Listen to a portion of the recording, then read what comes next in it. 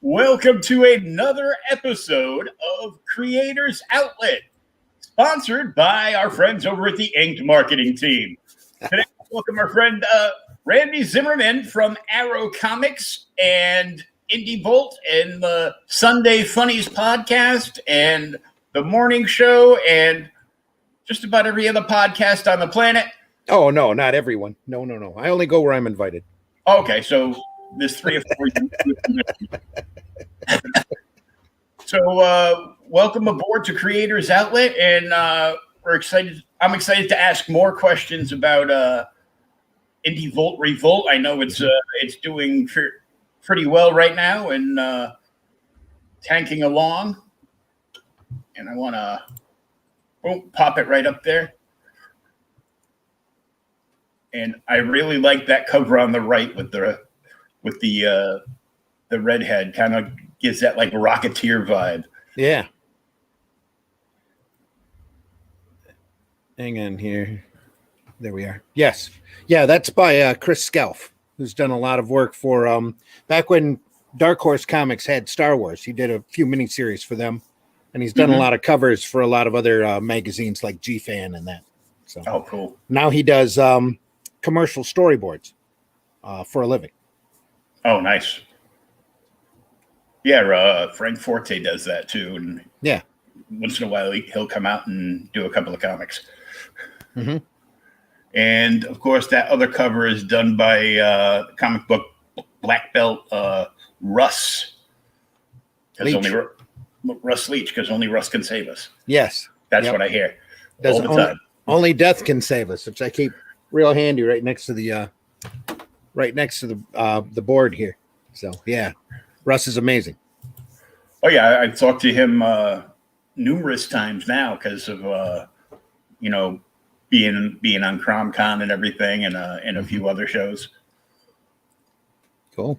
So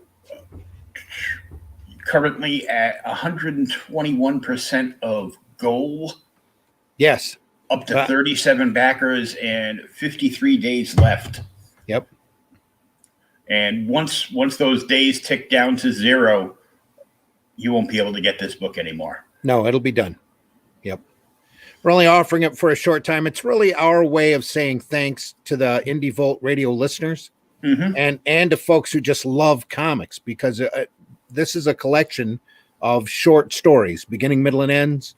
A great book of reading all sorts of different stories, all sorts of genres, from all sorts of people, from all over the, I can't say all over the world, but from a lot of different countries that also listen to the Indie Volt podcast. So we have internet radio, and we get tens of thousands of listeners all over the world, majority of which are guys just like you and me that are sitting, in their house or at their workstation, doing comics or doing art or staying busy listening to us talk about comics. So yeah, I try to tune in, and if I'm busy doing something, I can't sit at my computer like I am now.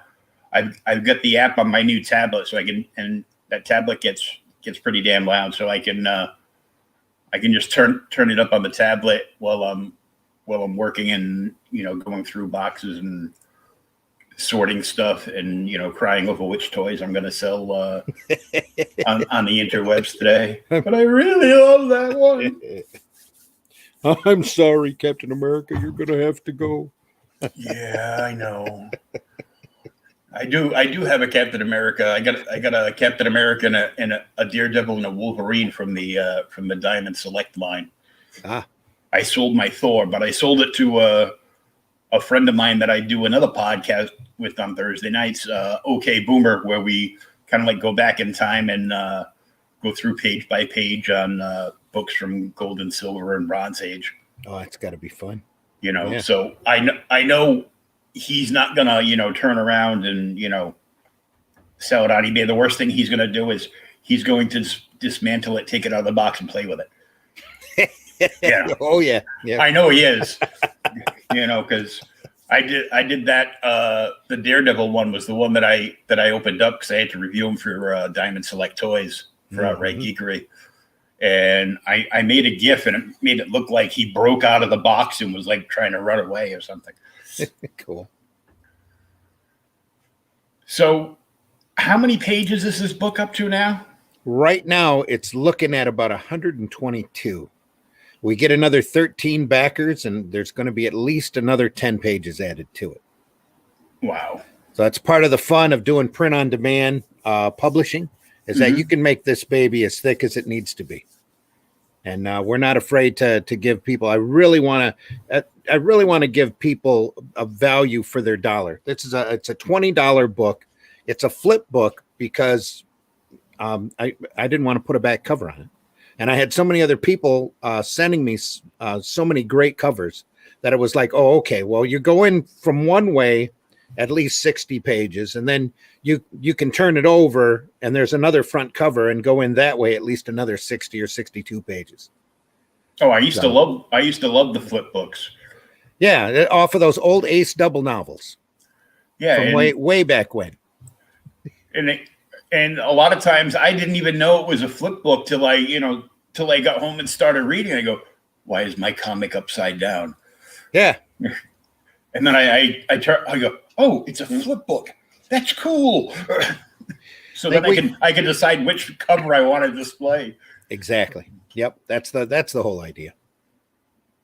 So we offer two different cover sets. One set has got that Russ Leach, Only Death Can Save Us cover on it. And then the other cover to that set is Daphne Lage doing Mischievous, which is a character from Tales from the Aniverse, which is a book I was co-created back in 1985. And then the other set is that Chris Scalf cover. We call her Jetpack Girl. And then on the other side of that is a Retro Ram cover. And Retro Ram was a character that was also in Tales from the Aniverse.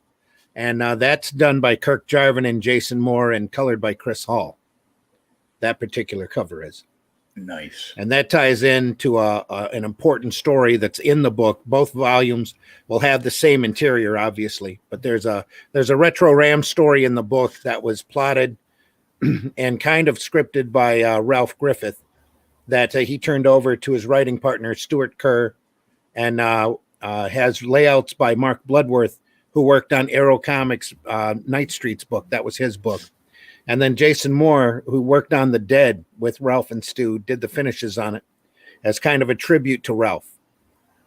So, who's no longer with us. The entire book is really going to be dedicated to Ralph. Him and Stu really started the idea of Arrow Comics. Arrow Comics, despite what you might hear, everybody else wants to take that claim, but Arrow Comics is really the first creator-owned comic company where they were printing other people's books and they weren't interested in owning the creator rights for the book or any percentage of it. So they went through and printed Susan and Mine's Tales from the Aniverse first, and then Ralph and Stu, along with Guy Davis and Vince Locke, developed The Realm and Dead World, and then Night Streets came in by Mark Bloodworth. Then Ralph did a superhero book called System 7, and that was really the first incarnation of Arrow Comics. So they work primarily just as a freelance publisher. Yes. Yep. And here's the two cover sets. Yeah. And you can choose between one or the other or get both. There's a retailer tier in there also because we want retailers in on this. We're not trying to cut anybody out from making some money. There's a retailer tier where you can get 3 of both sets at a good wholesale rate so that nice. they can turn around and sell it at their shop. The book's going to carry a $19.99 price tag on it. Let's see, I'm looking at the 2 cover sets, and I'm like, now I got to buy one of each. It's just great art. See, that's why I had to do it. And I figured I had other people offer me covers, and I'm like, don't even show it to me, because I think 2 is enough. And if you show it to me, I'm going to want to do another cover set. And I think that would just be too much. Yeah. And as I heard from another podcast this morning that you guys were on, if you get X amount of more backers, there might be a story from Pops Van Zant with Dustin and a very talented artist that they have in line for it. Pops is awesome, and he's one of comics, especially alternative and independent comics, greatest cheerleaders. And he does the CromCon once a month. I'm going to be on CromCon the first time ever. This next one coming up this Saturday. I'll be on it. I think it's 8:30 at night. Oh yeah, that's this weekend. Yeah. Oh bloody hell! Oh no, you didn't have anything that you planned on streaming then, did you? No, I think my daughter's going to be here, so. But I will still be in on it. Yeah. But I won't be. My daughter's here. I will not be doing the 12 hours a day thing. Right. That Pops likes to do. Yeah. Like I said, he can be a madman at times. Absolutely. But he's great for comics. It's always cool to have folks that have that twinkle in their eye and their willingness to promote. And he approached me and he goes, hey, he saw that every 50 backers, we add more pages, more stories.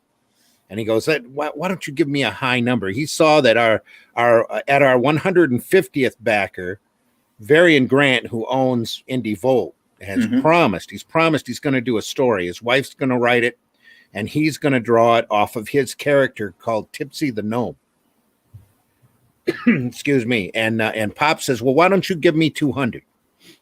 We'll get it up to 200. If it hits 200, I'll get my story in your book. And I said, okay, Pops, that sounds good. That'll be fun. So as soon as it hits the tier for Varian and Indie Princess's story, we've got to keep tagging Varian in posts, ask him if the pages done yet? Are the pages done yet? Yep. We're gonna have to start really prodding him along, make sure that gets done. Because pardon me, as soon as the like I said, as soon as the 60 days are hit on this campaign, I'm gonna know how many pages the book goes, and I'll finish the print file. We'll get it to our printer. We'll get it done, get it out to folks. But right now, everything is almost everything. There's one story still sitting out there that's not in-house yet to complete this book and get it to the printer. And that'll be coming in here within the next couple of days. Yeah. So you're a couple of days away from being complete as the book stands right now. Oh, yeah. Yeah. And I mean, this is a nice big window. You got almost 60 days left. So, anything could happen. Yep. We, for all intents and purposes, we could end up with a nice big phone book for $20. That's the theory. Yes. That's the intention. Yeah. And we just had our, we just had our 2nd year anniversary at Indie Volt doing the podcast. And happy anniversary. Thank you. Well, it went from Varian and myself just goofing around, pretty much in a dark corner of each of our rooms. If you go back, everything's all archived on YouTube. You can't get past it. If you go all the way back on Indie Volt's page, you can see how goofy we looked and how, really just, you got to start somewhere kind of our performances. Hey, how's your comics? My comics are fine. How's your comics? That kind of thing. But over the 2 years, we've gotten to know what we're doing, hopefully. And pretty much. And we've really gained a lot of people on a regular basis have come through like Russ, like Daphne, like JD Calderon, and that have really become family. And it became obvious to us that we're all doing independent and alternative comics, but a lot of folks that are talking to us or listening to us throughout the world have never really seen our work. So I figured we should all get everybody together, have everybody do a great little short story, nothing too taxing, but something that they can really be proud of. Some of their very best efforts, and put them between a set of covers and offer them to everybody out there to show them not just what we can do, but the capabilities of alternative and independent comics. Because this has got a little of everything. It's got a little manga influence in it. It's got some funny animal stuff. It's got cartoony stuff. It's got serious stuff. Russ has got a 7-page story in it that fits into Only Death Can Save Us that nobody has seen before. That's in, and the whole book's in black and white, but it really shows the power of the medium, and that we use a lot of different techniques. Every story is different from the other. And that way, with it being black and white, it stays in the roots of classic indie comics. I remember buying indie stuff at my LCS, because I found that store when I was 15 by accident while I was skipping school, and I just I was walking by an insurance place, and then I knew the pawn shop was on the corner. I was going to turn up the corner and cut into the back of a Chinese restaurant. And then I noticed it like a half a block away, and I was like, wait a minute, is that a comic book store? Oh my God, a comic book store. And I turned around, and I haven't left, and I'm gonna be 52 this year, and I've been going there since I was 15. Awesome. The original owner sold it to the one of my best friends that was the manager at that time, and so now he is the owner. It's in a different location. They went from Rhode Island to Massachusetts because Rhode Island wanted, everybody that was selling anything in print to charge tax so they could make more money on that. Oof, yeah. So we went to Massachusetts where there's no tax on periodicals. So cool. And been there ever since. Nice little small shop. They do some big events, and they have like a nice big parking lot to do the events in, and very supportive. They usually have one or two indie creators at their free comic book day. Yeah, that they advertise quite a bit on, and produce some videos to put up on social media, and they get like all the local papers and everything else to promote the reading, and have a good time. It was the first thing I did after I got out of the hospital from the coma and being in a rehab hospital for 2 years. The first thing I did was go to an event at my local comic book store. There you go. Yeah. And it was a blast, and a bunch of people came by and friends came by that knew I was going to be there. You couldn't think of any place else to go? I go, nope. I go, this is where I'm at home. Well, right after my divorce from my first wife, I got involved in retailing, and I retailed there for about 10 years. I met my current wife while I was retailing at a comic shop, and she come in and she read books. One of those, at that point, it was a rarity to have a girl walk into a shop, and so of course she got noticed, walking in, and every week she'd come in looking nicer and nicer and nicer, and she struck up a conversation with me. We got to talking, and we went out for a date, and then we've been together ever since. That was like 30 years ago. But comic shops are incredible. Magical. Yeah, magical. Well, I feel there's something special about comic shops. You go in, there's a whole bunch of people that just love comics, and you can't get in and out in 5 minutes. No matter how many times you tell your wife or girlfriend, I'm just going to run in quick, grab my books. I'll be right back. Right. And like 2 hours later, she's leaning on the horn of the parking lot because I go, well, I haven't seen these people. And they started talking to me. And I thought, Yeah. I know exactly how you feel. So it's well, at least now I have a very tolerant wife who knows the industry, is familiar with the business. And yeah, literally we grew up together in comics. So. Well, she knows where she got you, so yeah, she knew the job was dangerous when she took it, Fred. Yeah, really. Exactly. So tell us about some of the creators and what they have going on in this book. Yeah, I was asked this morning, and I was like searching. Who do we talk about first? We talked about Russ already. Russ's story in there, I swear, looks like a cross between Dave Gibbons and Gil Kane. And it takes place in a bar, and it involves the Horseman War. The sliver that we're looking at here is about a third of a full-page illustration that was done by Emily Zelasco. And it's actually based off of a Norse poem involving Odin. That's why there's a crow hanging on the guy's shoulder. Oh, nice. And it's a brilliant piece. It's 9 pages long. It's absolutely beautiful. Back when I was doing I did an independent comics and entertainment paper here in the local Michigan area. I went to a convention one time and saw Emily's work, and Emily's work was at that point really cartoony looking and very slice of life. So she did a strip for the paper that she allowed me to print called Piece of Cake. That was a nice cartoony slice of life strip.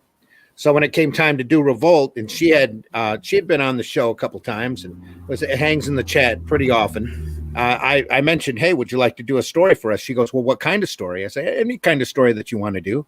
She says, well, I was thinking of doing a story based on an old Norse poem. I said, do it. It'll be fun.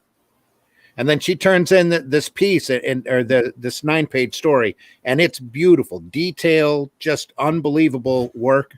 Undeniably the just top notch work. And that's only like a third. Up above that are all the branches of the tree. Well, you can't see it from there because I used a sliver, but up above that's the branches of the tree. Down below that is this intricate root system, and then it's framed by that Celtic frame that you see there. And then that sliver, the sliver up above that is another full page. That's just a piece of a full page picture that Eric Hodson did. And Eric does a strip on Webtoons and Tapas called The Dreaded Dinosaur Man. And in this book is the secret origin of the Dreaded Dinosaur Man. Oh, cool. And it has never been printed before. He's eventually going to get the Dreaded Dinosaur Man strips all together in print. But right now they're all available up on Webtoons, and they're being serialized up on Tapas. But this is the origin story for that character. Well, I love it already because I used to read I used to read and collect the Technoverse there. Mm-hmm. And my favorite book out of that line was the Technophage, which looked like this, like the T-Rex head, and in more of the human body, like in armor and a lot of magic stuff going on. But I thought the idea of that was like really cool. So and Eric is amazing, and another amazing artist. That he's been on the show a lot. In fact, he does a Monday night show on Indie Volt called "It Came from Webtoons," where he talks about digital strips, and he wanted to do that. He wanted to do that podcast because he thought that the digital strips, especially a lot of people up on Webtoons, were just not being seen. So he has a creator from that does a Webtoon or a Tapas strip on every episode, and they talk about their strip. Well, that's good because, I mean, from talking to various other creators, and once we got to ask Tyler why he canceled his successful campaign to go Webtoons. Yep. And we got it, we got into all that. Plus, Warren Brown has his first strip up, Sig and Joe, on Webtoons Canvas, and he's a regular on this show. He's gonna come by, and we're gonna take a look at a new chapter that he puts up. So like every couple of weeks, we have him on to check out the new one, to shine a light on some of his work, because his art is amazing, and he's a colorblind artist, which is something you don't see every day. Oh yeah, absolutely. That's cool though. So I like the idea of that, especially, you know, how do you get a younger generation into reading comics? Mm-hmm. Well, you know, Webtoons, Canvas, Tapas. Yeah. You know, because, you know, I know from having a daughter that's about to become a teenager this year. That I've had two, so oh, I can laugh at that. that, you know, it takes an act of God to get them to put down their iPad for, you know, 30 seconds. Well, I have granddaughters now that are exactly like that. Oh, their punishment is to take their phone away from them. Yeah. Yeah, if my daughter acts up here, I just pull the cord out on my Wi-Fi. Yeah, there you go. And then listen to them scream. Yeah. What am I gonna do? It's like there's books all over the place. Read a book. Read a book. Yep. I don't want to read a book. Good. Then it's a perfect time to clean your room. Yeah. Ah! Exactly. I had the granddaughter's just learning how to read, and I've got the Monster Bus that Marvel printed of Kirby's, that's got Groot on the cover, and she's looked at it 100 times, and she's, like I said, she's just now figuring out how to read. So it's like, can you read this word? And she finally sounded it out and realized it was Groot. You should have seen the expression on her face. It's like, oh my goodness, is that Groot? I am Groot. That's what Groot used to look like when he was first created. Yep. Oh yeah. So yeah, nothing like that though. You see that spark, you know, and we'd see it when I was retailing. That was always the fun part of selling comics, is to get somebody in there and to have those discussions like you were talking about, and watch the excitement just grow because people are that into their character. Yeah. Or the book that they're buying. Yeah. Yeah. I'd love to see it, you know, when the kids come in on Free Comic Book Day, and they tend, you know, as much as they love to come by my LCS, it's not really mine. It's just the one I go to. We know what you mean. Yeah. Yeah. On, you know, Free Comic Book Day, they love coming by even more for Halloween Comic Fest, because they know they're not only going to, you know, see some cool, creepy stuff. And my friend's son is now 18, and he's been obsessed with Halloween since he was 7. So now he works for, you know, seasonally, he works for Spirit Halloween. There you go. Yep. And all he wants for birthday and Christmas or anything else is a gift certificate for Spirit Halloween, so he can just buy more and more stuff. There's like a 0.001% of movable room in this boy's bedroom. Everything else is like displays and animatronics and wow. Yeah. You know, so needless to say, around the Halloween time, we've got a great horror display. Yeah. You know. Yeah, absolutely. But, you know, the kids know they're going to get like a little, you know, bag of candy and stuff. And, you know, so they're happy. We got a kick out of it. One year, this couple brought their twin children that were like about 4.5 years old, and little boy dressed as Batman, and the little girl dressed as Robin. And they were in like one of those motorized, like drivable Batmobiles. So they came up the sidewalk and drove into the parking lot, parked in front of the door, jumped out. Is there candy? Yes, Batman, there's candy. Cool. You know, but just seeing their eyes like light up when they, you know, you know, when they get to get, you know, a couple of free comic books and they're looking at like all the different characters and stuff. Oh yeah. You know,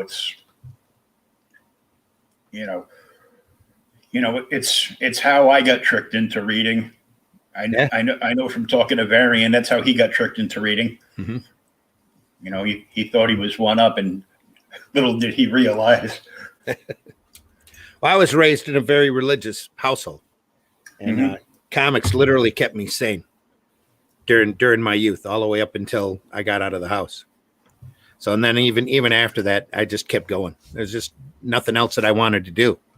I went through school. I went to Skill Center through through a trade school in commercial art, and I learned all of the tools that nobody uses anymore for comics, like Zipatone and Rapidographs and all of that, and just took right to it. There just wasn't anything else I wanted to do. Everything else has just been to pay bills, but comics I love. I always had, at least one or two friends that were like, very talented, drawing, and I couldn't draw a stick figure. I draw a stick figure, it comes out looking like a busted Mr. Potato Head. Well, see, anybody that tells me that, and I used to teach cartooning after school also because it's so much fun to do. I always point out Matt Fazell's Cynical Man to them. I printed that in the paper for years as well, because Matt is a genius with stick figures. If you've never seen Cynical Man, it's an amazing strip. He tells whole stories with stick figures.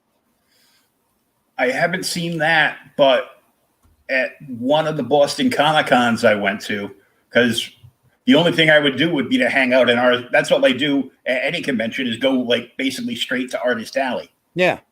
And, I'll look over the top of some of the tables and, through the peepholes basically. Mm-hmm. And, if I see something, that catches my eye from one of the vendors, I'll go over and check out what they got. But, so like one of the very first, Boston Comic Cons I went to, I met a bunch of, name guys and, sure, people that I looked up to and stuff, and thought that was cool. But they had like the entire back row and wrapped around to the left side of Artist Alley were all indie guys. Yeah.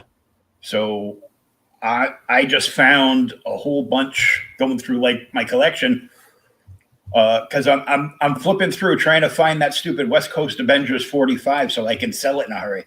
And I know it's going to be in the last friggin' box that I look in. So right. And I'm through about half of the boxes that I have.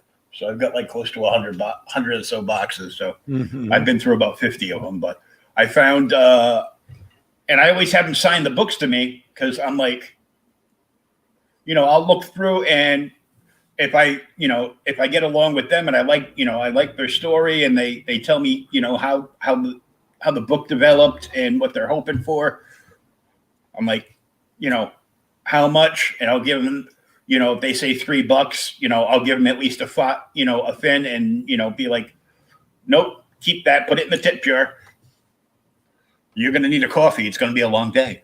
And so I got a book from a creator called Stickman. Yeah. And I'm like, I always thought that was cool. I reread it again the other day, and I've got like a couple of the books from indie guys from that show, as well as a creator that was one of the guys that used to go to like the local, printing shop, print it off, cut all the pages and staple them together. Yeah. Just to get the work out there. Cause right. I mean, even back in the early 2000s, it was ridiculously expensive to try to, print your indie books. Yeah. Matt was also the master of mini comics. He could take an 8.5 by 11 piece of typing paper and fold it and trim it and turn it into a comic book, sell it for $1.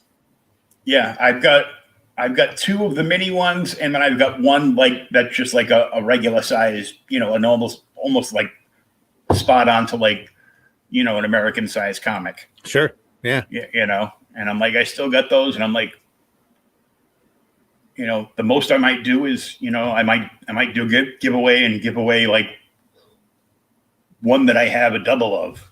Mm-hmm. But other than that, I'm like, no. I'm like, I never thought I would be selling my own comics, but yeah, I'm like, there's certain things I will never sell because I grew up seeing, when I was like 3 years old, seeing Adam West and Burt Ward all colorful on the screen, and Cesar Romero as the Joker, and sure, yeah, and that that became that led me to my moniker on Twitter and Instagram of Joker fan, and my Joker leather jacket that's all airbrushed from a buddy of mine, and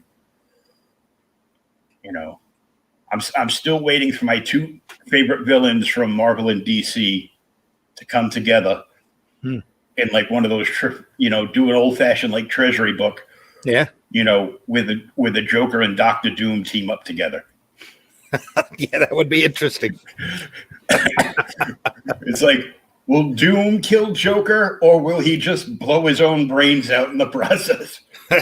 Yeah, pretty much. I can see the cover now of him holding him up by his neck. Mm-hmm. Doom holding the Joker up, the Joker laughing. That would be hilarious. That would be a good seller. Yeah, it's got two of the greatest villains from the mainstream books, at least. Oh yeah, yep. Now I understand we got a little Sin Killer action going on with Marv V. We do. Yep. We get to show some of that off in black and white. And when you see it in black and white, it looks incredible. And then if you're a friend of Marvy's, you see it in color, it's like a whole different dimension. The exact same artwork. And Marv's using a very controlled palette on his colors on that book. And what he's doing in both black and white and in color is just incredibly unique. Just beautiful stuff. Oh, his artwork is amazing. Yeah. Yes, it is. I became a fan of his as soon as I saw his artwork in one of the first Crom Cons I was helping out with. And of course I subscribed to his channel. Yeah. He got all shocked. He had like one subscriber one day, and the next day he went and checked, and he had like a dozen people up there. Yeah. So, yeah, he's great. He is. It's a lot of fun printing his work in this. Yeah, because he's still got that. He's still got like a great excitement for the industry. Yes. Well, all of us, a lot of us, most of us really do. We're like kids doing this stuff. This is what we love to do. That's why you can see the love come out in the work. Oh yeah. Like for example, that the Emily Zelasco piece that I was telling you about, I wasn't expecting that. It come in, I was expecting like a slice of life cartoon strip or something. And here comes this beautifully etched piece of art. It's just incredible. We get Jake Twister from the Netherlands. He contacted, we were talking, he was talking in the chat originally. We had him on a couple times. He says, hey, I draw, I do this stuff over here while I'm listening to you. I'd like to put a story in the book. And we're like, well, okay. And then he sent some roughs over, and we saw some of his work was what it was off camera. And we're like, holy, you really need to be part of this book, dude. And so he sent over some roughs for a Detective Ted Tired story, and it's cartoony looking. And we're like, well, this will be a great addition to the book. And then when it comes in, if you want to scroll down a little bit more here on that campaign, I used a little sliver off of his story too, where he shows a car blowing up. That's just amazing. Just amazing. Look at that. Right out of Sin City. That's what it looks like. Just incredible stuff. Look at his use of blacks on that, and then just the start, the explosion's just incredible. The car's blowing up. Turn off your lights. Exactly. Just great work. The every story in this is top notch. I can't talk more positively about it if I tried. Oh yeah. And then again, if you scroll down a little bit, I had a friend of mine that I've also printed in the newspaper comic, local guy, that was doing kind of a serial story. It was good.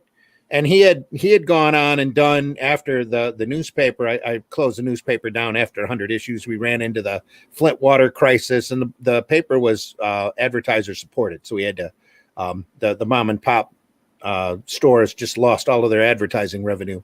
Mm-hmm. So, and he went off and did some other things. And then I'm up on his page, and I'm looking at a story he did in kind of a Miyazaki tribute. And I said, dude, you got to let me print that story. You got to let me put that in a book. We've had him on the show a couple of times. His name is Josh Harris, goes by J.R. Harris. And just look at that. That plane is just amazing. It's reminds me a lot. And one of my favorite mangas is Miyazaki's Nausicaa. And that just screams it right there. Just incredible work. Then the story was real good and solid. It was a good self-contained story. It's an 8-page story called The Traveler's Desire. And it's just amazing to print. Can't wait to see it all in the book. When I saw the guy kind of like in the gunnery position on that ship, the first thing I thought of was the zombie World War II scene from the old heavy metal movie that a very young Rusty Gilligan did. Oh yeah, yeah. But yeah, this looks amazing. And just looking at the plane, I'm like, so how did that thing take off?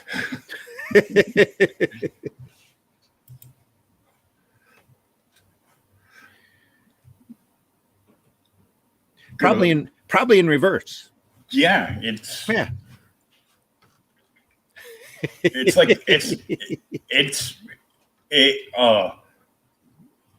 I gotta read this because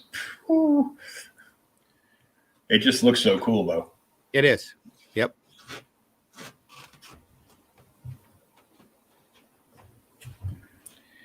But it's fun putting it together. It's what I love doing, and I packaged books and newspapers like this for decades now. So, like I said, the print file.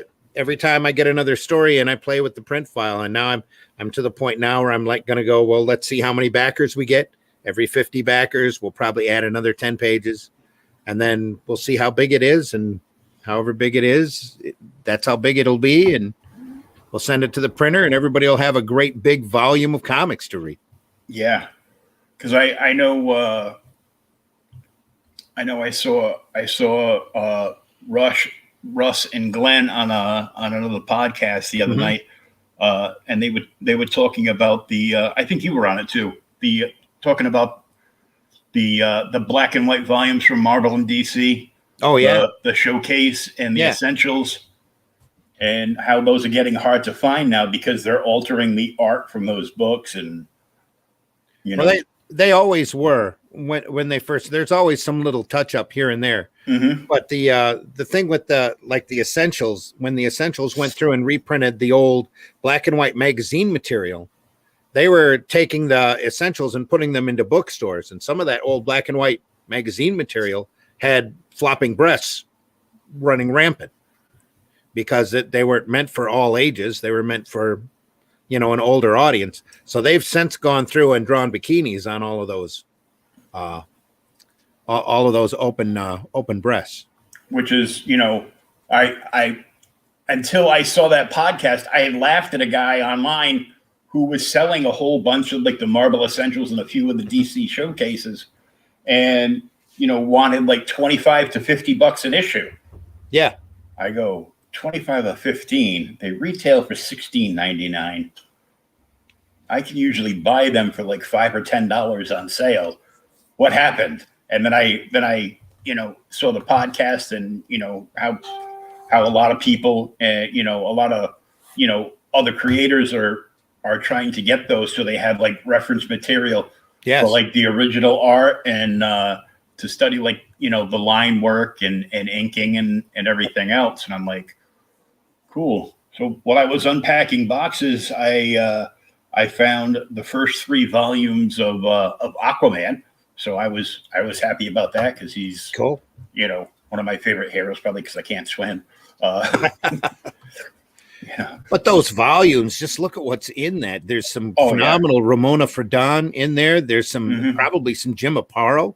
That probably goes up through Aparo's stuff at least. Oh yeah, I love Aparo. I am a huge fan of his stuff now. I grew up on Neil Adams and Jim Aparo because Neil had gone on to other stuff and left the Bat books in DC behind, and I think hopped over to Marvel at that time, and so I was growing up, reading, Jim Aparo, on both Batman and Detective, and even it's Brave and the Bolds. That run he did on Brave and the Bold is amazing. Yeah. I tell everybody, all of the artists that I run into, the one thing that Aparo taught me was sound effects. And you wouldn't think about it until you sit there and you really look at how he did it. But Aparo was a machine, and he would incorporate those sound effects right into the art and blend the letters together. Just amazing, just some beautiful work. Him and Don Martin, sound effects. There you go. Oh yeah, the Kings. Yes, in my opinion, absolutely. I had become friendly with a comic original art dealer. Okay.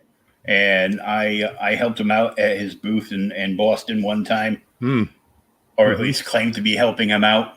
Yeah. And because that way I got in for free. You're just fighting to keep the drool in. That's what it is. Yeah, I was. Drool off the art. Don't drool on the art. Yeah. And he knew I was a big Jim Aparo fan, and so he used to come by the bar that I worked at. He goes, "Can you come out in the hallway? I got something to show you that I just picked up." Ah, yeah. And he turns around and he shows me an original Phantom Stranger cover. Oh man. With all the titles taped on it, and you can see like the white out from mistakes and everything. And I'm like, heck yeah. I'm like, And then at the show, he goes, "Oh, I know you love Kirby." I go, "Who doesn't?" And he goes, "I got something to show you over here." And he brings me over, and Kirby did all the original designs for Kenner Superpower collection for DC. Yes. He had the original black and white, like huge jam piece with every single DC character that was going to eventually be in the toy line. Oh, man. That would have been awesome. And I just look at him. He goes, "What's the matter?" I go, "I don't know whether to hug you or punch you in the face." Yeah, that's a museum piece right there. I got a buddy who goes around to the shows. Dan Frazier's his name, and he collects a lot of artwork from a lot of big people. He's had George Perez do all these phenomenal fighting character drawings, and it's all Marvel characters fighting DC characters. He had such a big collection. He wanted to put it together in a book, but the big companies wouldn't let him do it because it had the characters intermingling. Yeah. It's just some unbelievable. And he would walk by with a sketchbook, and he'd look at me and drop a sketchbook on my table, and point at it and tell me to look through it. And every page was just jealousy, just constantly. And the stuff that he had is just mind-boggling, incredible stuff. Yeah, I know it's just crazy. I get excited when I get an older comic find for a series that I fell in love with the creator for, Mike Grell's John Sable Freelance. There you go. Yeah. I just last week I scored a John Sable Freelance brick from issues 1 to 37 of Volume 1 for $20. How did you do that? Guy just put it up, and I'm like, guy needed to move it, huh? Yeah, he just put it up in the auction, and I'm like, mine. Oh, that's awesome.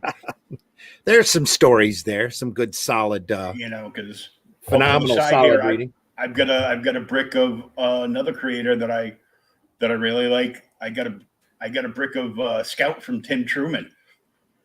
Yeah.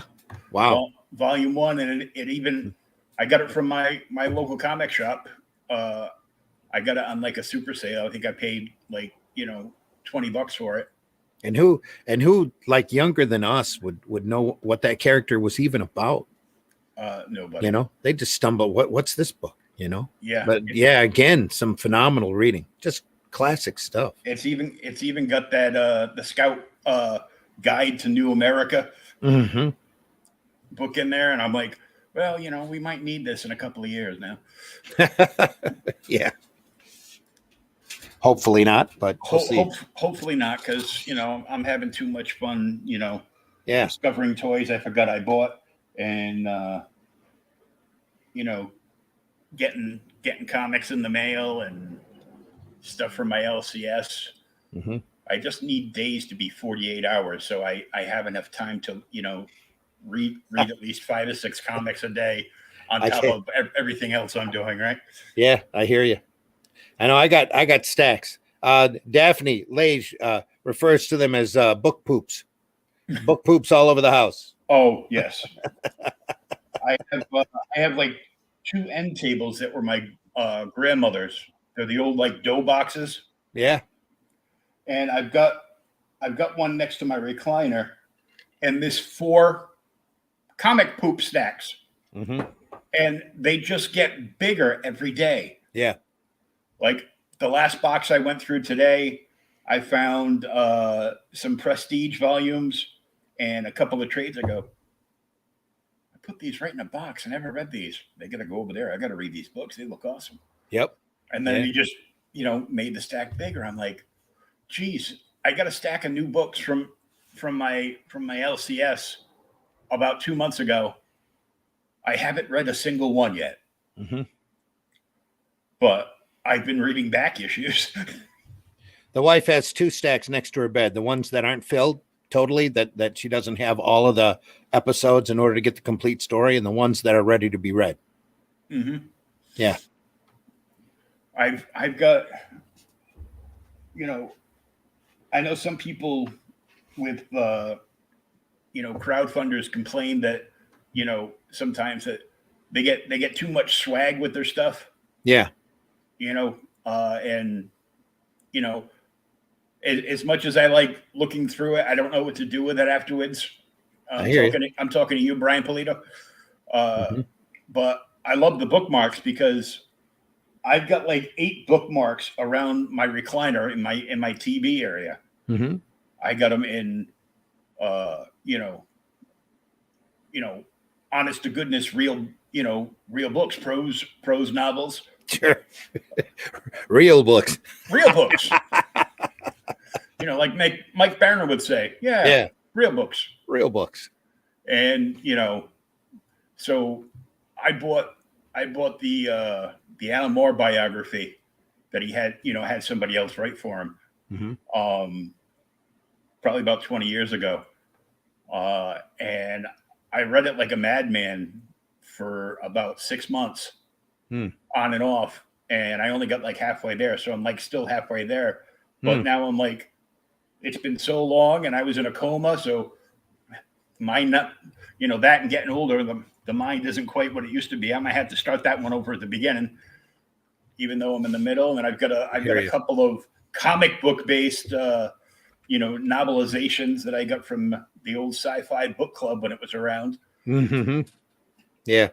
Out there, and a few trades, and a couple of Prestige issues and a couple of back issues. So I got like close to a dozen bookmarks. I'm like, I don't need a table next to my recliner. I need a bookshelf next to my recliner. There you go. Yeah. Yep. But yeah, yes, Daphne, I might be in competition with Randy for the amount of book poops around the room. Yeah. But it's crazy. What are some of the other big highlights, like the Mischievous story? Just because that's my favorite cover. And speaking of Daphne, yes, Daphne Lage, she sent that to me when we were talking about doing the book, going around inviting people, especially people that we consider to be family that have been real regular contributors to the Indie Volt podcast. I mentioned to Daphne, love to get a short story from you. And she said, well, okay, think of something. And I said, well, if you wanted to do a mischievous story, I wouldn't be, that would be really cool if you wanted to do that. And it was just instantaneously. She answered, yes. Okay, done. I'll do that. And JD sat down and wrote it, and she drew it. It's a eight-page mischievous story in it. And then she sent that cover along with it. Well, it wasn't a cover at the time. It was an art piece because she loved the character so much. Here's an art piece to go along with it. And I'm like looking at it. I was looking at it for a couple months and going, that's a cover. That's really a cover. And she also sent another piece that nobody has seen yet that is patterned after the Good, the Bad, and the Ugly movie poster that's got Cheevius and Ganda in it. I'm not sure if that's going to hit the book or not, but if I have an open page, it's going to be there. So a nice pinup page. A nice, yeah. And it's just a fun piece of art, all on its own.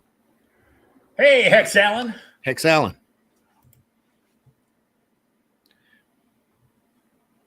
I can see, once I get the book in of, mailing, one of my copies around to various people to have them sign it and then just send it back to me.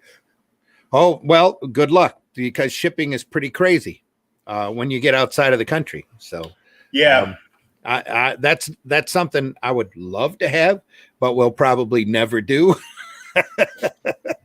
But I know there's a lot of people we can't do that. Obviously, Marb's in Portugal and Russ is in England. Glenn is in Manchester, England. Yeah. Mm-hmm. Howdy, Hex Allen. Hope you're doing well. Yeah, the UK shipping is Jake's in the Netherlands. Yeah. Yep. It's pretty insane. Mm-hmm. I'm like, at this point, I'm like, just tie it to a carrier pigeon and hope for the best. Yeah. Because it'll probably get there better too.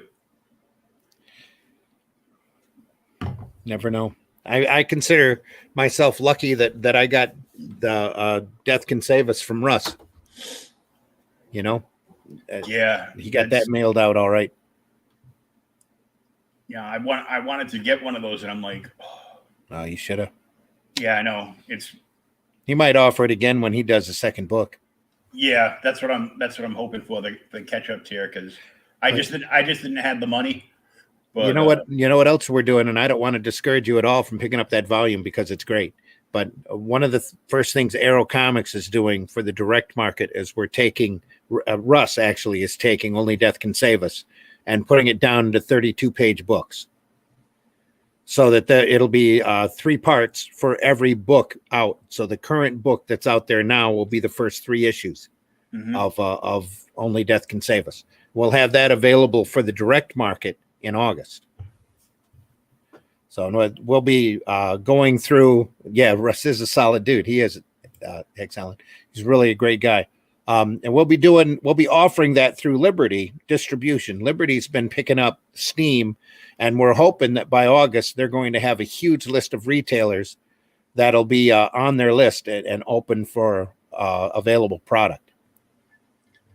And then I just got to find one of the many shops around me that will get in on this, so I can just be like, yeah, just put that in my box and mail it to me when I pay you. Yeah, and the cool thing about Liberty that Varian has started, it's Varian's company. He's got a buyback program as well. So if you pick up 5 books from Liberty and you only sell 3, you don't want the other 2 sitting in your shop, he'll take them back in and trade them for another 2. Yeah, I got to talk to him about that, and I'm like, I go, that's like a great idea, because there's only like a couple of other companies that allow you to do that. I think Boom is one of them, and I'm like, what drives me crazy is you get like up around me we have New England Comics and a couple other stores that get books, and they're music stores and they carry, comics in a corner in the back of the store. Yeah. But all their stuff is 100% returnable. Mm-hmm. And I'm like, why would you let a big retail chain return everything from you, and you won't let the local comic shops do it? The local comic shops that have gotten you here to to do the same. Mm-hmm. Not if it's damaged, but if it's still saleable. Saleable, and as we used to like to call it at the store, newsstand mint. Yeah. We took it out of the box the way that company sent it, and put it on the shelf, and that's what it looks like. Mm-hmm.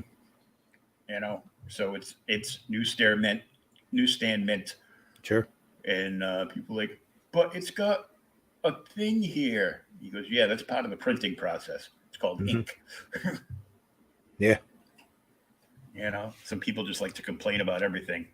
I just complain when I don't have, enough stacks of comic poop to read. That's going to stay with me forever now. Poop stacks. Yeah. Poop stacks. I'm going to have somebody make me a video gift meme that I can just book poops. Yeah. We're all guilty. Anybody who reads like that. Anybody that reads anything is guilty of that. Yeah. Whether you read just like, regular prose novels, there's probably like 2 or 3 on your nightstand. Mm-hmm. And you go from one to the other to the other. Yep. Depending on your mood. Yeah. Of, what you want to read. So when are you estimating that people would have these books in their hands? Well, I'm stating July. Okay. But the campaign will be over in the middle of May. That's when we'll know our number. Provided we don't run into any glitch or, variant being late. I'm hoping to have it out long before July, but I figured if I promise July and I deliver in June, then that'll just make me look better. Yeah, most definitely. But this is a huge undertaking here, because it's, you're not even there yet, and you've already got like well over close to 150 pages of story. Yeah, 120, 122, I think right now. That doesn't count. There's going to be a credits page. There's a content page inside of each cover. So mm-hmm. I haven't even totally typeset that in, but I've got them laid out and ready to go, because I'm not sure what's going to be on which side, because I'm trying to keep it even. So you go in on one side, so many pages, and as close to that amount, you'll go in on the other side as well. So the division will be right about at the halfway point, or as close as I can possibly make it. So like I said, I'm having fun with the print file. Moving 4 pages here, 6 pages there. It's like a big puzzle. It's fun. Just one of those puzzles we used to have when we were kids that, you'd get at the toy store and you had to slide all the squares around to try to make the picture. Yep, you got it. And I'm looking forward to it. There's 2 anniversary stories in it. I'm trying not to put any more anniversary stories in it. There's a small 4-page Spank the Monkey story that I did that is a lot of fun. Real quick story. There's a 5-page Lindy Jack story that I did. As soon as we get 50 more backers, there'll be a Hero Bot Zero story that I'll write, that I'll try to find an artist for, so that I'm not, I don't want any one person to overpower the book. Mm-hmm. So right now I've got 9 pages in the book myself. That's my work. And I really don't want to have a whole lot more than that, because I want to get as big a variety as possible out there. Yeah, to make it a showcase for as many indie creators as you can. Yeah, exactly. Yep. And I'm going to be looking forward to checking out Glenn Fleming's Hatch. Yeah, fun story. Yeah. Just from this one picture, I go, okay, that looks cool. Like, you know, like almost like a newspaper strip I would, you know, read as a kid back in the 70s or something. Yep. It's a silent strip. I believe his is 5 pages long, and it's really good. Yeah, it's fun. No words needed. You can figure it out on your own. That's the whole part of the fun of doing comics. Yeah. Yeah. You know, I'm a big fan of the 3-panel crimes over on Instagram, and he always does a great job on that. And I'm like, you know, my daughter wouldn't like. He goes, you know, the youngsters of well, what's going on? Read it and find out. Yep. No, what's happening? You know, instant gratification. I'm like, oh, these kids would have killed themselves waiting like, you know, 2 months for an envelope full of pictures to come back. Yeah. We're only 13 backers away from adding another 10 pages. That's going to kick it up to 130, over 130 pages.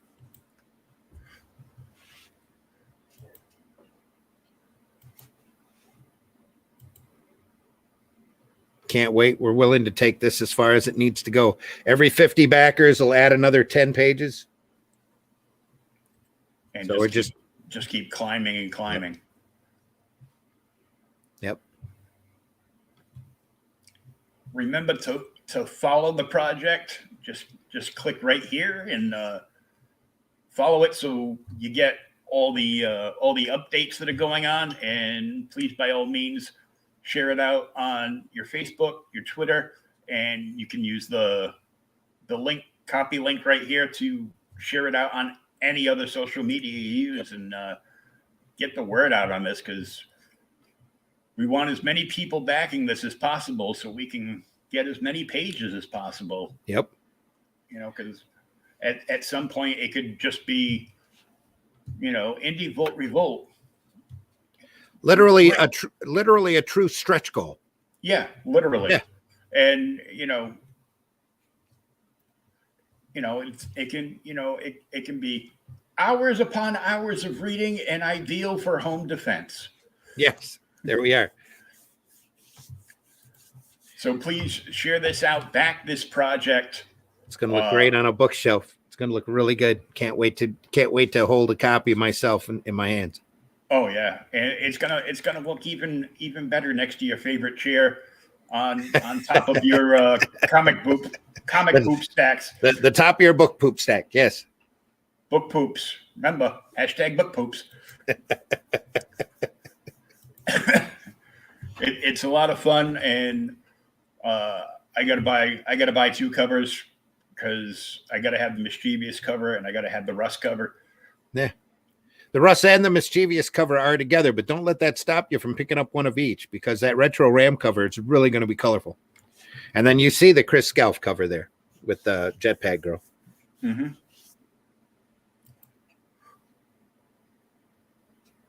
We have some. That's from the Retro Ram story. Mm-hmm. Some peeks inside. Yeah, and the Retro Ram and Mischievous haven't had new stories in about 20 years, so. It's not like you have to have read any of the tales from the Aniverse before this in order to grasp the characters. So everything's meant to be enjoyed individually. And this is from A Traveler's Desire by J.R. Harris. Yep. Kind of like an Ant-Man. It's a great story. You need to read it. It's really good.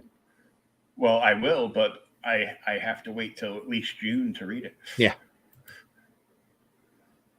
And Ted Tired, Detective by Jake Twisted. Yep. Twisted. Yeah.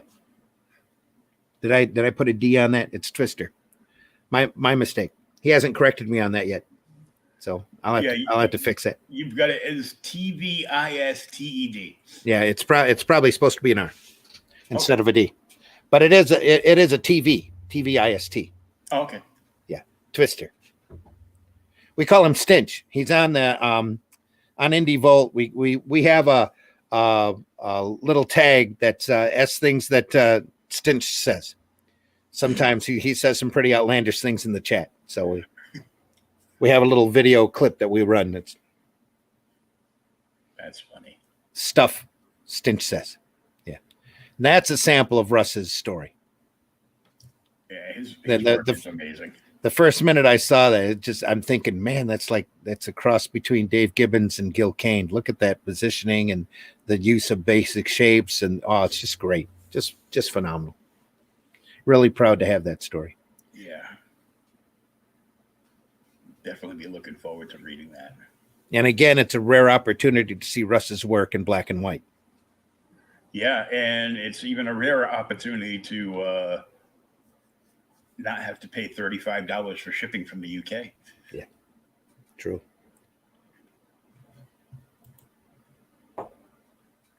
So we want to thank Randy very much for joining us this evening on Creators Outlet.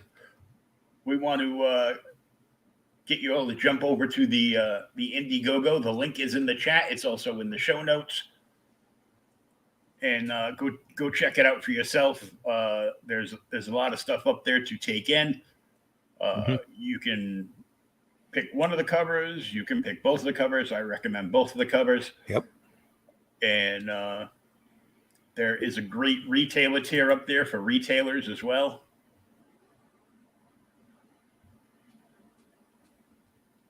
Yep.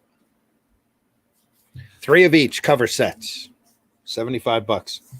We ask that you be a retailer on this. If you wanted to get multiple copies of the book, please buy one of the higher tiers if you're not a retailer, because we really want them to pick up 3 of each so that they'll be able to have it and put it on their shelves and sell it that way. Mm-hmm. And give them a good discount so that they're getting a bang for their buck. So it's worth their time to put it in their shop. Yeah, I want to get more retailers involved in the indie market. Absolutely do. So they have an excuse to look this way to get more stuff. Yes. Yep. And what else is coming in the future from Arrow Comics after this? Our next crowdfunding book. This one's been really successful. Everybody's been telling me I need to collect the Tales from the Aniverse material. Mm-hmm. Because it hasn't just been in Arrow Comics, Massive Comics. The Mischievous tier up there has 3 Massive Comics Tales from the Aniverse books in there, and we've had short stories all over the place. Plus, there's been a lot of people that have approached me already to do more short stories inside the Aniverse using those characters. So it'll be a combination of old and a little new material as well. We'll crowdfund that later, probably at the end of this year, if not the start of next. But the real big thing for me right now is I've got production rolling on, I'm hoping to do 3 books a month for the direct market as Arrow Comics. And right off the bat, we're going to be doing Herobot Zero, who's a 3-foot-tall giant robot that fights large monsters. And he's got a bad attitude, the main character does. We'll be doing probably a version of Revolt, only in 32-page chunks, and that'll have new material in it as well. And also, Only Death Can Save Us. We are going to be running with that as 32-page books for the retail, for the direct market as well. And then I've got a couple of other books that I have in production, and a couple of properties that I've had for decades that I've always wanted to get out there. Mm-hmm. That'll be coming along, and it's just going to be a lot of fun. So for further information on that as it becomes available, because a lot of this stuff's way off, we have to do everything's baby steps, one thing at a time. Yeah. So if you can contact or follow me on Facebook under Randy Zimmerman. You can follow the Arrow Comics 4.0 page over on Facebook as well. We're going to, that's where we're going to be putting a lot of the artwork up. And the farther along Revolt goes, we'll be adding more artwork to that as well, or on that as well. We have an Arrow Comics 4.0 channel over on YouTube where I'll be posting videos, like the 2 videos here for the campaign are also posted over there. Mm-hmm. And I'll be posting more stuff. I used to have it as the Zim Geek channel where I would do cartoon instructionals and talk about comics, but we talk about comics so much on the Indie Volt program. I very rarely put up a new video anymore. So I'm going to use that for Arrow Comics and as a soapbox sometimes because, I like to rant at times, and to do an occasional cartoon instructional to show people exactly how easy it is to draw your own cartoons using basic shapes. Good. I So could use that. Oh, anybody can draw. That's what's cool. I used to teach it after school to frustrated kids. That once you'd see that light bulb go off over their head. All I got to do is put a circle inside of a circle with another circle and a couple of lines, and here we go. This is a character. Once they realize how easy it is to do, then they start dissecting their favorite characters and breaking it down, or asking, can we draw? Let's draw Kenny. Let's draw Stewie. Let's whoever. We will sit there and break it down. My daughter draws a lot, but she doesn't like anybody to see anything she draws. Yeah. So every once in a while, she'll bring out something that she's worked on. Mm-hmm. And I gave her another art set last week that I won from a friend of mine's auction. And yeah. I didn't want to give it up because it's a Star Wars art set. Oh, there you go. And yeah. It's like a big Crayola thing. It's got pencils, pastels, those twisties, the good Crayola markers, and mm-hmm. plus it came with a bunch of comic book pages for Star Wars. Oh yeah, and awesome. It's in the shape of the Millennium Falcon. She was like over the moon and started working on stuff. She's like, cool. I'm taking the thing I was working on with me. Next time I come, I'll bring it back and let you see it. That's great. Maybe. I'm like, okay, thank you so much. And how old is she? 12 going on 20.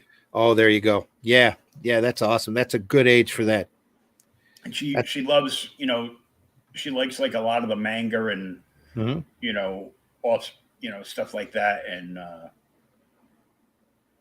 drove me nuts for about a year with her over the moon obsession with Steven Universe. Well, they all go through phases. Yeah, and now that's so like last year, and it's on to something else. But she likes like the manga stuff, and she got a couple of manga art books, for Christmas, and she for a 12-year-old, she's an amazing artist, but she doesn't think she is. Well, right at that age too is the time that they start figuring out their emotions and their means of expression. And being artistic like that is a great way to vent and to get those emotions out and get them out on paper. It's very therapeutic. That's why I see a lot of art therapy, a lot more art therapy now than there's ever been, because they're figuring out how important it is for the kids to be artistic and to be creative. And it's art and music are always the first two programs that disappear from schools. And those are the two major programs to teach the kids to start thinking outside of the box, and to be creative. And it's so important to get kids rolling in that direction as much as you possibly can. So, kudos to you for getting your daughter involved artistically. Yeah, she likes it. She's very good at it, and but doesn't think so. Yeah. Like many other professional artists. Yes. Oh, this is terrible. I should just throw this out. Artists and guitar players, right? Guitar players are artists. Yeah. Just using a different instrument. Just a different paintbrush. Yeah. Yeah. But again, it's a way to get your emotions out. That's some of the best songs out there, the emotional ones. Oh yeah, for sure. Yeah. So I'm very excited about this. Me too. As soon as somebody around the Washington area, gives me that stimulus check, I will be grabbing my two covers. Awesome. Good to know. And I will be looking forward to this, and of course we'll be spreading the love on all our social media for this. Yeah, and love that too. Just remember, after the 60 days, when this campaign is over, we're not bringing this back. I'm not going to be offering this as another tier later. I don't plan on overprinting very much on this, so I won't be offering it in any further campaigns. Once it's done, it's done. And it's out there. And all of these stories are the property, because this is what Arrow Comics firmly believes. Anything we print isn't ours. It's the creators. the people who did the work. It's their work now to do with whatever they need to. I mean, I own the likenesses for Mischievous and Retro Ram, and those will go into the will be part of the Anniverse, from here on. But the other properties, the other IPs out there, the other creations, the short stories, all the properties of the creators. Hashtag creator-owned comics. Yes, very much so. So this is going to be an awesome project, and it's already a nice big fat book. Mm-hmm. And it's going to get bigger. I can't wait. It's going to get bigger. 13 more backers, and there's another 10 pages. That's a Hero Bot Zero book. So I got to start finding me an artist. Yeah, because it's not going to be variant. He's gonna be filled up and up just trying to get his own story out there. Exactly. Yep. And he's got to work up Tipsy. Yeah. He's got to. And then at 200 backers, of course, there's that story from Pops, and that's going to be Crom the Troll. Going to Hell, I believe he's got him doing. Crom goes to Hell. Crom goes to Hell. Oh. And you will hear more about that and Indie Vote Revolt all this weekend on CromCon. Yes. Because Pops wants his story in there. Mm-hmm. And I'll be on at 8:30 on Saturday night. I believe at 8:00, Luke Stone will be on. He's the guy who does the hybrids. Oh, yes. And he might have a very interesting announcement on his segment as well. So and then make sure you're there. We'll talk again about the Revolt. Luke's going to have at least one story in Revolt as well. So it's coming. Yep. Awesome. I'm excited for this. Good. And we wish you all the best, and hopefully this comes out like a phone book.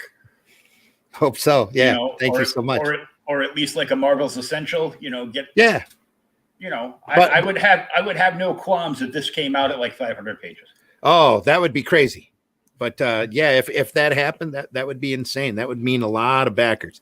But the thing to think about on this isn't going to be printed on newsprint like the Essentials or the Showcase Presents. This is all going to be on white 60-pound paper with a 110-pound gloss stock around it, like a graphic novel. It'll be nice quality work, great quality printing. The printer is 40 minutes away from my house. We're going to have it done at Comics Wellspring or Greco Printing. Nice. And can't wait to turn that print file over to them, because they've always done an incredible job for me when it comes to print on demand product. So can't wait. Like I keep saying, can't wait to get this book done and in your hands. Oh, it's gonna be awesome. Yeah. And because it's gonna be full of a bunch of short stories from various people, this could be on your book poop stack for many years to come. Hope so. Yeah. I hope everybody reads it. So it goes from the book poop stack to the bookshelf, and then gets pulled off of the bookshelf once maybe twice a year or so, just to be enjoyed. Yeah. Pull it back out, read a story again, and go back. Yeah. So once again, I want to thank Randy for coming on and talking to us tonight. Don't forget, afterwards, you can find the audio downloadable version of this show on ageofradio.org. Just scroll down and look for the cartoony version of me with my head blown up. Because every time I talk to somebody in the business, my mind is blown about something. So there we go. Because I had to double check, because Pops was like, "Yeah, I'm writing a story." Uh-huh. No, really, he is. No, really, he is. Yeah, really, he damn. is. Yeah.